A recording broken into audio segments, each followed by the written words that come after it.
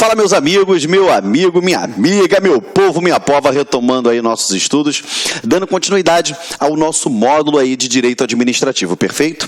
Eu quero te lembrar o seguinte, nas aulas passadas, nós falamos a respeito da organização da administração pública, trabalhamos com a desconcentração, centralização, descentralização, os sentidos da administração pública, que foi o SUSU ou o CEIFOP, que a gente aprendeu. Depois, a gente aprofundou dentro da organização, falando de administração direta, indireta. A gente aprofundou aí dentro do conceito de órgãos públicos, dentro das suas classificações, enfim, falamos tudo disso. Depois nós aprofundamos dentro da administração indireta, falamos tudo a respeito de autarquia e paramos aí, tá? Vamos dar continuidade agora. Olha só. Na aula passada, eu fechei com vocês autarquias e falei para vocês o seguinte, ó. Na próxima aula, ainda dentro de autarquia, eu puxo uma perninha para falar de agência executiva e agência reguladora, para a gente não confundir isso daí em prova, tá bom? Então vem comigo, olha só. Agências executivas, tá? Primeira coisa, você tem que saber, a agência executiva, ela vai ser qualificada, a palavra-chave é qualificada. A agência reguladora, ela já nasce assim, olha só. Artigo 51 da Lei 9649, ele diz, o Poder Executivo poderá qualificar como agência executiva a autarquia ou fundação que tenha cumprido os seguintes requisitos. Então, vamos embora. Palavras-chave, qualificar. E outra, não é obrigatória, ela diz aqui, ó, poderá qualificar, tá bom? É uma qualificação, tá? E quem é que pode ser qualificado? Tanto uma autarquia quanto uma fundação. Entendeu? Vamos embora, então, qualificação, fala assim, agência executiva, qualificação, autarquia ou fundação, vamos embora. E aí ela tem que ter alguns requisitos. Primeiro, tem que ter um plano estratégico de reestruturação e desenvolvimento institucional em andamento. Vamos lá, para ficar bonito aqui, a gente coloca aqui, ó, ou já concluso. Beleza? Ou já concluso. Esse plano estratégico de reestruturação, ele vai obedecer todos os moldes que você vai aprender mais à frente, tudo bem, depende da ordem com que você assiste às aulas, ele vai abarcar todos os moldes no que diz respeito do princípio da eficiência. Eu fazer mais por menos, eu melhorar o meu serviço, eu reestruturar, melhorar a minha estratégia, como melhor eu vou alcançar o interesse público nisso daqui. Então, quando ele tiver um plano estratégico de reestruturação e desenvolvimento institucional, seja ele em andamento ou já concluso. 2, ter celebrado contrato de gestão com o respectivo Ministério Supervisor. Gente, isso é muita loucura quando você presta atenção, né? Porque, via de regra, ministério, ele não possui personalidade jurídica.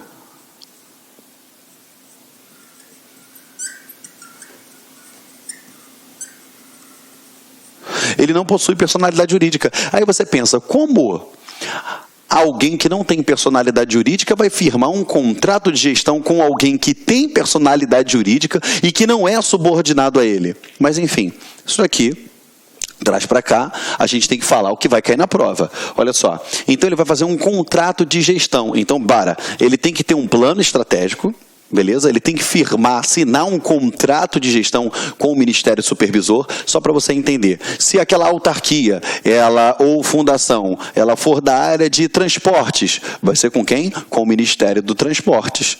Entendeu? Tem que ser com o Ministério Supervisor. Entende-se por Ministério Supervisor? É aquele que vai se enquadrar a sua maior área de atuação, tá? Maior área de atuação, tá bom? Vamos lá. Olha só. Parágrafo 1º. A qualificação como agência executiva será feita em ato do Presidente da República, ou seja, ela vai fazer isso através de um ato do Presidente da República. Entendeu, galera? Até aqui estamos juntos? Foi? Então volta. Eu tenho que ter um plano estratégico, eu tenho que ter um contrato de gestão, tá? E eu tenho que ter o quê? Vai ser feito através de um ato pelo Presidente da República. Do mesmo jeito que ela pode ser qualificada, ela pode perder essa qualificação. Entendeu? Ah, Geraldo, me dá um exemplo. Inmetro.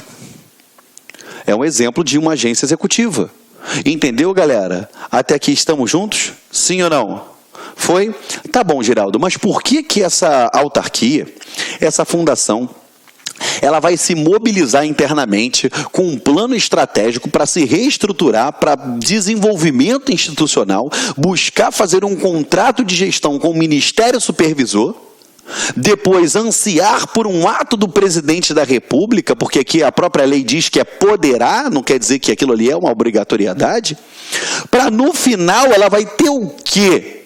Aí eu falo para você, dentre todas as inerências dessa qualificação, o que mais vai fazer vista para a gente é o parágrafo 1º do artigo 24 da Lei 8.666, que ela vai ter uma maior autonomia. E essa maior autonomia, ela representa no aumento, né? A gente dobra o limite de dispensa de licitação. Tá? Como assim, tio Geraldo? Vamos lá. Escreveu? Aperta o pause, se não escreveu que eu vou apagar. Tá? Como assim, tio Geraldo? Isso daí vai se mostrar. Olha só o que diz aqui, ó. É dispensável a licitação. Isso daí é o que está lá dentro da Lei 8.666. Os percentuais referidos nos incisos 1 e 2 do caput desse artigo serão 20% para compras e obras e serviços contratados por consórcios públicos, sociedade de economia mista, em empresa pública e por autarquia ou fundação qualificada na forma da lei como agência executiva. Geraldo, como assim? Vamos lá. Primeira coisa, né? Vou fazer um pequeno resumo aqui, que a gente vai ver isso lá na frente da lei de licitações, mas vamos lá. Licitação. Licitação, ela é a regra. Tá? Mas eu tenho exceção? Tenho. E essa exceção, ela... Vou botar aqui, ó. Exceção. Ela pode ser tanto a dispensa, ou ela pode ser o quê? A inexigibilidade, tá bom? Eu não vou aprofundar nisso, isso é só para você entender, tá? Dentro da dispensa, a gente ainda tem uma subdivisão entre licitação dispensada e dispensável, mas vamos direto ao ponto. Artigo 24. Esse artigo 24, ele diz que vai ser no valor de 10% da o quê? Modalidade convite. Aí tu fala assim, Geraldo, qual é a modalidade convite? Vamos embora. Quando se tratar, tá? Vou botar aqui, ó, convite. Convite. Quando se tratar de obras e serviços de engenharia, o valor da modalidade de convite, 150 mil. Quando se tratar de compras e serviços em geral, o valor da modalidade convite será de 80 mil.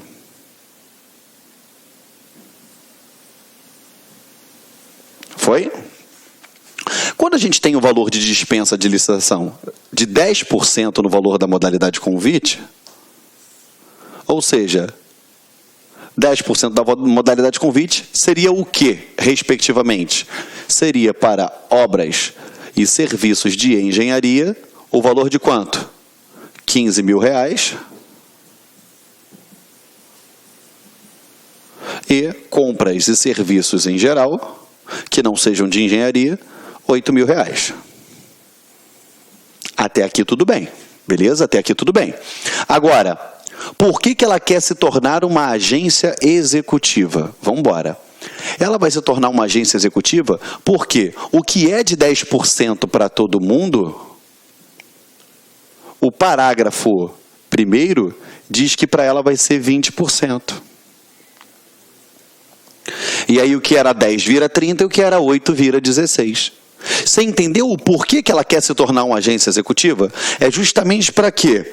Aonde a lei diz que ela tem que ter, ela diz que ela tem a possibilidade, lógico, né, de 10%, lembrando, tá, dispensa, não quer dizer que essa licitação dispensável, não quer dizer que a administração é obrigada a dispensar. Quer dizer que caso ela não queira fazer a licitação, ela não faz, mas tem que justificar nos moldes legais. Até aí tudo bem. Até aqui estamos juntos? Sim ou não? Então, por que ela quer se tornar uma agência executiva? Porque o limite que é de 10% para todo mundo, inclusive para as agências reguladoras, para ela vai ser de 20%. Entendeu? Sim ou não? Então você já tem que botar essa observação no teu material muito forte. Ó, agência reguladora, ela tem 10% do limite de dispensa, tá bom? Que vai ser diferente da agência executiva, que tem 20%. Essa daqui de cara já é uma pergunta que cai muito e derruba todo mundo. Por quê? Você vai perceber que a agência reguladora, ela tem grandiosos poderes dentro da administração pública, mas não tem o limite de 20%.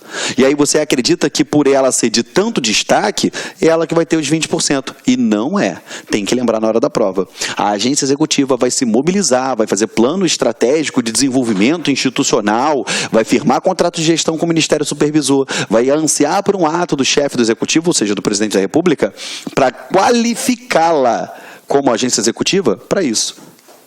Entendeu? Foi? Show de bola, é isso que eu preciso de você, tá? Aperta o pause aí enquanto eu bebo água, que eu vou pegar e vou apagar o quadro, tá bom? Pra gente prosseguir. É aquilo que eu falei, não é difícil, isso é muito detalhe.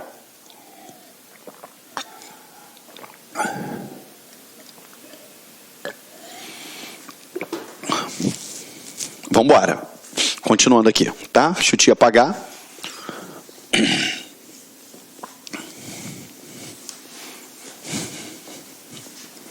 Vamos lá.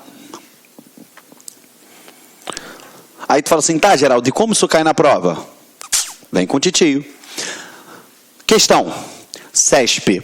Ter um plano estratégico de reestruturação e desenvolvimento institucional em andamento é pré-requisito básico para a qualificação de uma instituição como agência executiva. Certo. Aqui, certíssimo. É o único pré-requisito? Não. Mas é um pré-requisito básico? Sim. Certo. Certo. Aí tu olha assim, caraca, Geraldo, questão muito difícil, cara. Muito difícil. Mas depois dessa explicação ela fica ridícula. E é verdade. É verdade.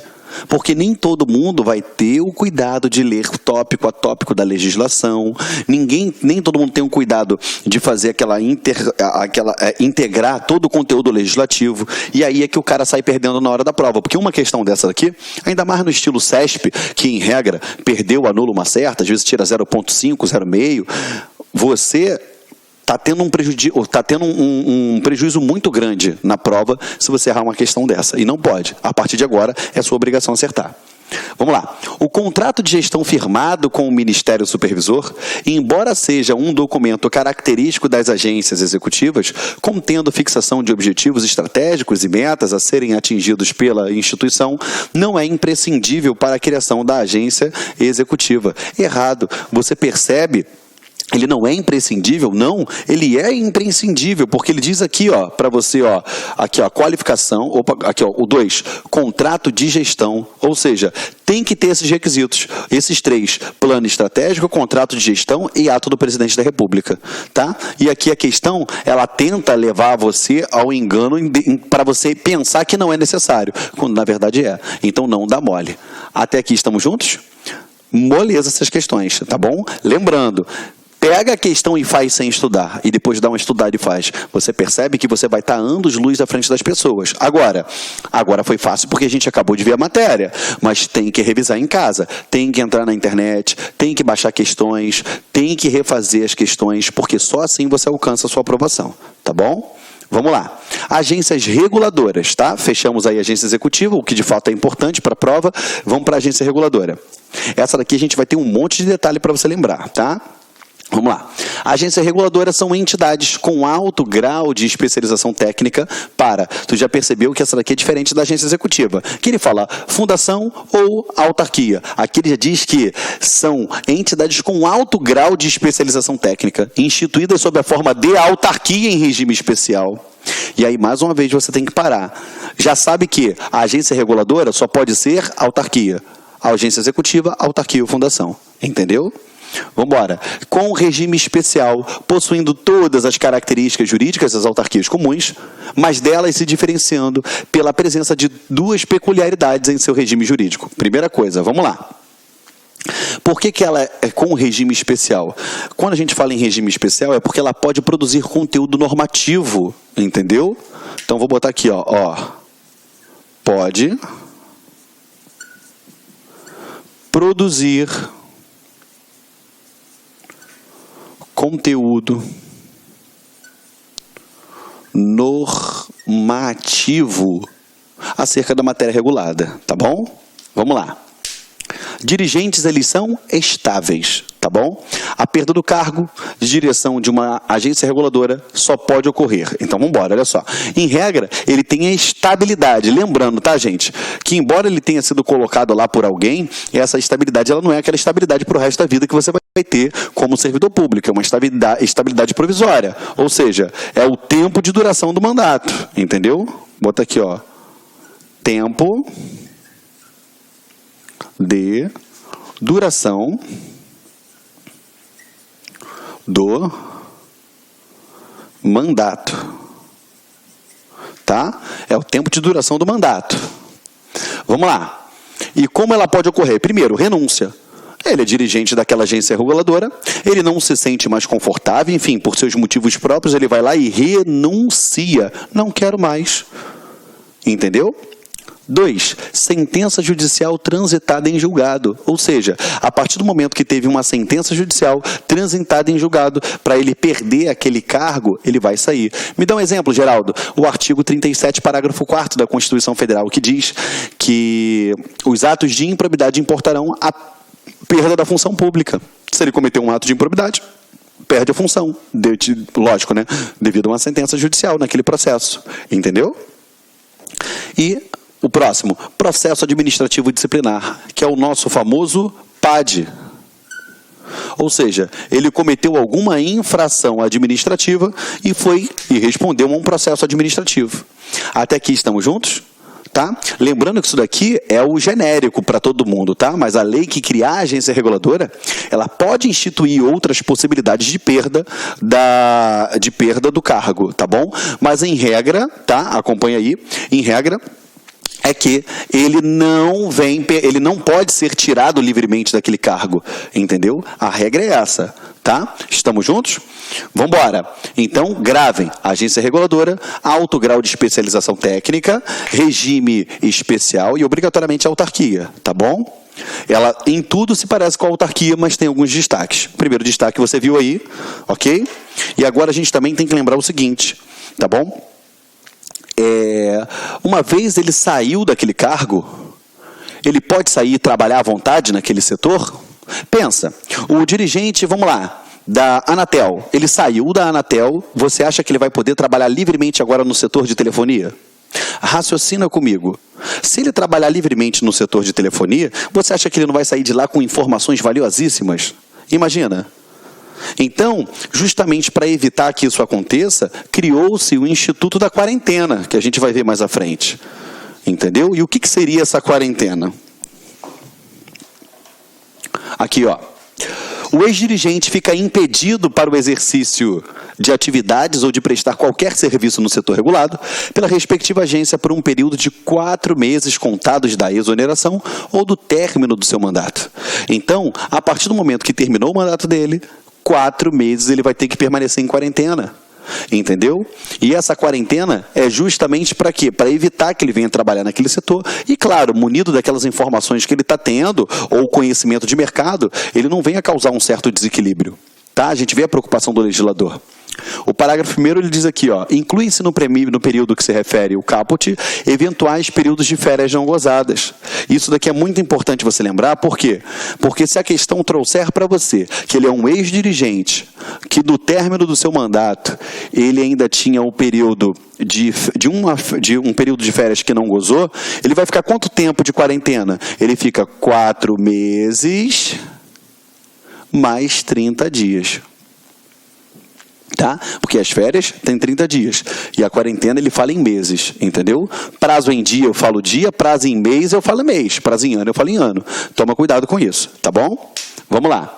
Durante o impedimento, o ex-dirigente ficará vinculado à agência, fazendo jus à remuneração, isso daqui cai pra cacete em prova, compensatória, equivalente ao cargo de direção que exerceu e aos benefícios a elas inerentes. É óbvio, porque não adianta nada, é injusto eu pegar e suprimir o direito daquele ex-dirigente de trabalhar no setor regulado, E ele não vai ter nenhuma contraprestação, ele vai viver de quê naqueles 4 meses? Então, a administração vai manutenir a remuneração e todos os direitos ligados ao cargo durante 4 meses, que é o período dele de quarentena. Lógico, né, se tiver eventual período de férias não gozado, ele vai ficar aquele período também de férias não gozado de quarentena, tá bom?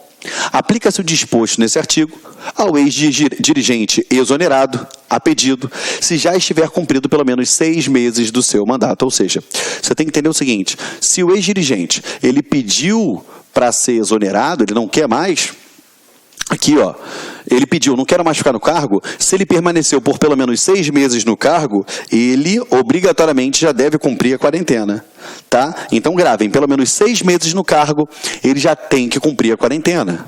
Foi? Então vamos lá, lembre-se. Agência reguladora. A agência reguladora é uma autarquia em regime especial, com alto grau de especialização técnica, que não vai se diferenciar das autarquias comuns no que diz respeito ao quê? Pode produzir conteúdo normativo, e o seu dirigente ele possui o quê? A chamada estabilidade provisória, que ele só pode perder o cargo mediante renúncia, decisão transitada em julgado ou processo administrativo. E do término do mandato tem que cumprir o quê? Quarentena, pelo menos 4 meses, que vai ser dado como se ele estivesse trabalhando bonitinho, com todos os direitos ligados ao cargo, correto? Todos os direitos ligados ao cargo, porém, vamos lá, sem prestar nenhum tipo de serviço, tá? Ao setor regulado. E, por fim, se ele ficou pelo menos 6 meses no cargo, se ele pediu exoneração, ele tem que cumprir a quarentena, tá? Vamos embora. Vou o titio apagar aqui agora para vocês. E... Geraldo, como isso cai em prova? Vamos embora. Como cai em prova? Olha lá. Ó. As agências reguladoras são autarquias com regime especial, sim. Cujos dirigentes ocupam cargo em comissão, sim. Exoneráveis pelo chefe do Poder Executivo? Não. Por quê? Ele possui a estabilidade provisória. Então, eles não são exoneráveis pelo chefe do Executivo. Bota aqui, ó. Estabilidade provisória. Tá? Eles vão ter estabilidade naquele cargo. Foi? Então está errado essa primeira questão aí. Próxima. Sobre as agências reguladoras, é correto afirmar que seus dirigentes são nomeados em cargo de confiança e podem ser exonerados ad nutum. Errado. Para você que ainda não está acostumado com a nomenclatura do direito, ad nutum, ele vem do latim de livre nomeação e livre exoneração, que é uma característica dos cargos em comissão. Entendeu? Então, ele pode ser livremente nomeado e exonerado? Errado. Vamos embora. Seus servidores são submetidos ao regime jurídico de trabalho seletista. E aí, certo ou errado? Errado, por quê? Se obrigatoriamente uma agência reguladora deve ser autarquia, é óbvio que ele não vai ter regime seletista. Vai ser regime o quê? Estatutário. É o tal do regime legal. Entendeu? Porque vai ter uma lei, o estatuto que vai reger a sua situação. C. Estão sujeitas à tutela ou controle administrativo exercido pelo ministério a que se encontram vinculadas. Eu vou pular essa, vou te dar uma colher de chá. D. As decisões proferidas pelas agências são em caráter definitivo, não podendo ser questionadas pelo Poder Judiciário. Está errado por quê? Elas podem dar decisões? Sim. Pode até ter algum caráter definitivo, mas desde que seja na seara administrativa. Tá bom? Pode ter questionamento pelo Poder Judiciário? Pode. Princípio da inafastabilidade do Poder Judiciário. Ó. Princípio da inafastabilidade do Poder Judiciário. Foi? Perfeito? Agora vamos lá. Vamos na linha C aqui, que é o gabarito. Tá? Ela está aqui, ó. Estão sujeitas à tutela ou controle? E isso daqui, quando eu fiz aquele mapinha mental lá atrás para vocês, que eu falei que quando tratasse de princípios eu iria voltar no princípio da supervisão ministerial, do controle finalístico da tutela, elas estão submetidas à tutela ou controle? Eles estão, assim como toda e qualquer outra autarquia. toda e outra qualquer autarquia. Perfeito? E esse controle é exercido pelo Ministério onde se enquadra a sua maior área de atividade, que é o chamado controle finalístico. Perfeito? Quando a gente trabalhar princípios, você vai entender isso. Mas é o quê? Fugiu a finalidade, ela pode sofrer um controle finalístico. Tá bom? Foi gabarito letra C. Então, a gente finaliza aqui a parte de agência reguladora e agência executiva da seguinte forma. Vamos embora. Ó. A gente faz assim, ó, só para você fazer esse comparativo. Ó. Agência reguladora. E aqui, ó. Agência executiva. Tá. Como vai ser isso aqui? Geraldo, vamos lá. Primeira coisa, a agência reguladora. Você já sabe que ela é uma autarquia em regime especial. E esse em regime especial, que ela pode produzir conteúdo normativo acerca da matéria regulada. Foi? Vamos lá. Vou botar aqui, ó. Estabilidade dos dirigentes.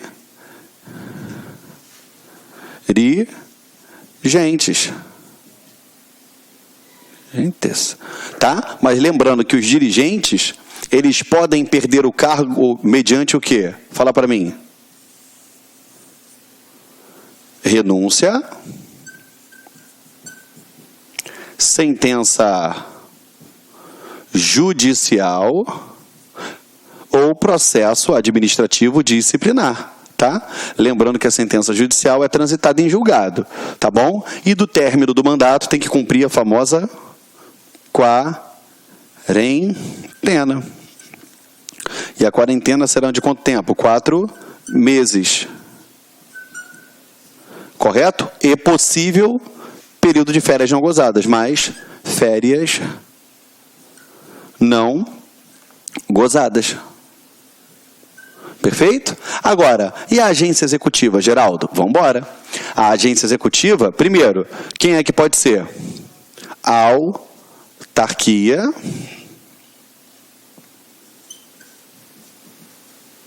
ou fundação. Outra é uma qualificação. E para ter essa qualificação tem que ter o quê? Plano estratégico. Plano estratégico de reestruturação. Tem que ter contrato de gestão. E tem que ter o quê? Ato do presidente. Correto? Da República.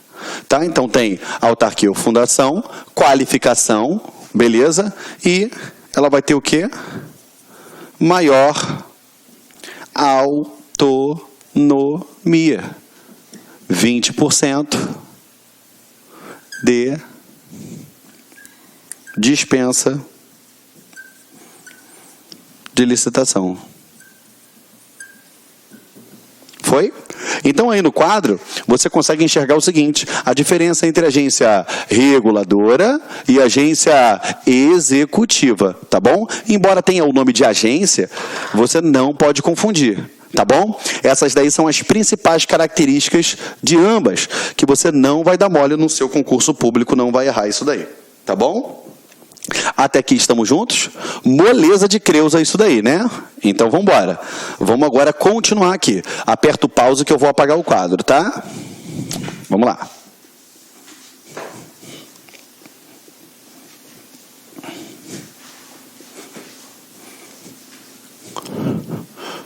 Esse final eu coloco uma do lado da outra, justamente porque depois que você entende uma, depois que você entende outra, aí você vai e compara uma com a outra para você não deixar se levar aí por qualquer erro, qualquer probleminha em prova, tá bom? Agora a gente vai falar das empresas públicas e sociedades de economia mista. Qual é a melhor forma de trabalhar isso aqui? O que eu considero, meus alunos? a gente pode trabalhar o dia inteiro falando sobre cada uma delas. Porém, o que cai em concurso? A diferença entre elas e o que é igual entre elas. E algumas observações. E é exatamente o que a gente vai fazer aqui. Tá bom? Olha o quadro. Vamos lá. Primeira coisa, as empresas públicas e sociedades de economia mista. Empresa pública é uma pessoa jurídica de direito privado. A mesma coisa acontece com a sociedade de economia mista. É uma pessoa jurídica de direito privado. Foi? Vamos embora. Forma societária. Qual é a forma societária da empresa pública? Ou seja, ela admite qualquer forma societária prevista em direito. Então a gente bota aqui, ó, qualquer forma admitida em direito. Inclusive a unipessoal, tá? Não dá para escrever, vamos lá. Inclusive a unipessoal, ou seja, a unipessoal é aquela que só tem uma pessoa. Pensa, se uma administração pública ela deseja criar uma empresa pública, já pensou? Se ela tem que se ver obrigada a se associar a alguém justamente para poder criar aquela empresa? Você acha isso certo? Então, até ela mesma admite, inclusive, a unipessoal.